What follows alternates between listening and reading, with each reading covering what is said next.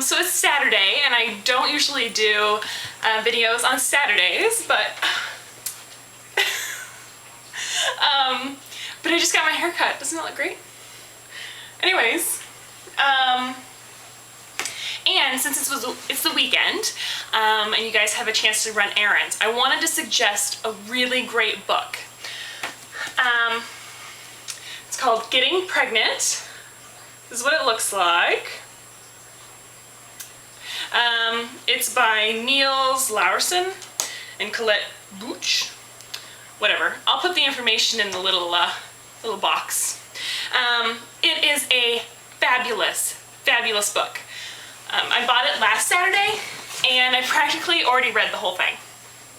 It's got great chapters all about understanding fertility and sperm and infertility. It goes into all the different types of procedures. It talks about ways to avoid miscarriage, different hormones, everything.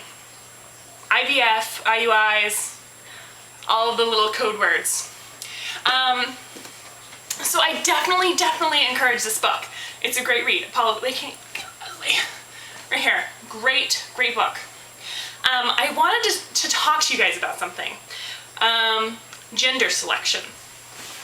Now, I don't really care if I have a girl or boy. Growing up, I used to think that I wanted a little girl, and I didn't have tons of little girl clothes. But lately, I don't care if it's a girl or a boy as long as it's healthy. I eventually want to have both a girl and a little boy, but I don't care which one's first. But for those of you that do, a little bit of a background. I grew up on a goat farm. We raised dairy goats. They were all registered, and we had lots and lots of babies every year. We did it because we loved it, but we also, it's how we made money. So for a girl, you could get a lot of money because girls produce more babies and more milk, and they're more desirable than boys. Let's say in a given year, you might keep 3 or 4 males as bucks, and you're going to castrate the rest of them. When you castrate a goat, it's only worth maybe 50 bucks. And a doe or a buck that still has the goods, they're $300 to $500 a piece. So there was one year where we had half girls, half boys, and that wasn't that great of a year. So what we started doing was as soon as we started tracking the girls' charts, basically, and as soon as we realized that they were going to ovulate within the next couple days, we took them out, brought them over to the buck pen, bred them, and then immediately returned the doe back to the boy. Usually you bring the girls in and you leave them in the pen for a couple days, and that way they breed multiple times. This was just one breeding, and then we brought the does back. That year, we had 95% does. No joke. So that's what we did every year, and we told all the other dairies about it. Like, you breed them once, a couple days before the ovulation, and then that's it.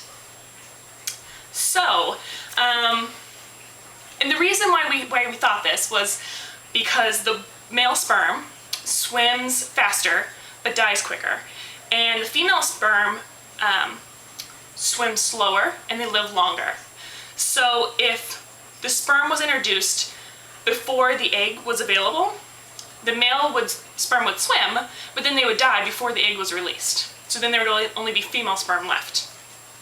In this book, in chapter 14, it basically talks about this, and it's called the Shuttles Method, SHETTLES method of gender selection. Also some tips that it gives. Let's say you want to conceive a girl. It suggests that you use the missionary position. That way the sperm is deposited at the mouth of the cervix, and you should also avoid having an orgasm, women, because it keeps the environment highly acidic, which kills off the male sperm. If you wanted to have a boy, they suggest deeper penetration, so like a rear entry position, and that'll deposit the sperm above the neck of the cervix, so it enters into the uterus faster.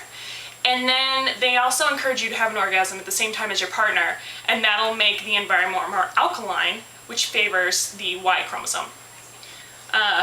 Basic biology class, you girls probably already know this, but you know, as women we contribute an X, and the male sperm can either have an X or Y. So if it's XX, it ends up being a girl, and if it's XY, it ends up being a boy. So gender selection is all on the men. We already know this, right? We are highly trained in conceiving. We already know this. But, so it goes into all sorts of just great little tips like that.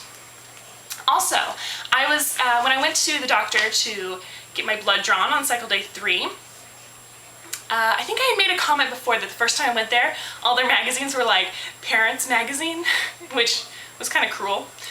This time, I guess they read my mind, because they had these great magazines called CONCEIVE. They're fairly expensive if you can even find them. In the US they're like $4.99 an issue, but it is all about trying to get pregnant.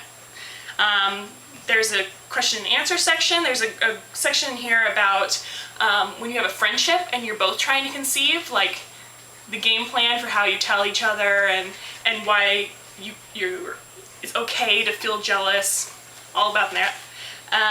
It has a section about BPA-free water bottles. And then there's a great article in here all about financing, the cost of conception.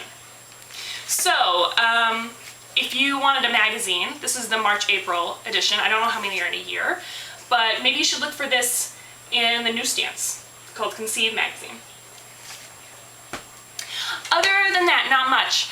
It's cycle day 10. I took an OPK yesterday, and remember, I'm looking for like a very faint line so that they can get me in there before I ovulate and we can do a mid-cycle scan. And I definitely had a faint line last night, but I remember them saying that the Clomid might kind of give me false positives. So I took another test this morning, and there was hardly any line. It was much lighter than it was last night, so, which was good, because I was like, cycle day 9 is way too early. They were telling me right around like cycle day 13, no later than cycle day 16.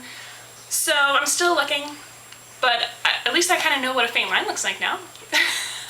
I like peed on a stick last night and showed Chris, and he was like, that definitely looks like a faint line. And I was like, I know, but it could be like a fake faint line. And he was like, take a picture of it, and email it to your doctor. So I was gonna do it. I definitely took a picture of it, but I was like, well, if it's still, if it's as dark or darker to this morning, then I'll definitely call them. And it wasn't. It was much lighter. So that was a fake faint line. This is ridiculous. And then, like, what is a faint line? Is it 20% of the control? Is it 50% of the control? Is it as soon as you see something? I don't know. I don't know. So that's going to be my little stress factor this week, trying to distinguish when I have a faint line or not. Oh well, such a tough life, right? Alrighty guys, go out and enjoy your weekend. It's beautiful out today, and I'm gonna go rock my new haircut, so I'll see you guys later. Bye! Oh, good boy. That's a good boy. Okay, done, all done.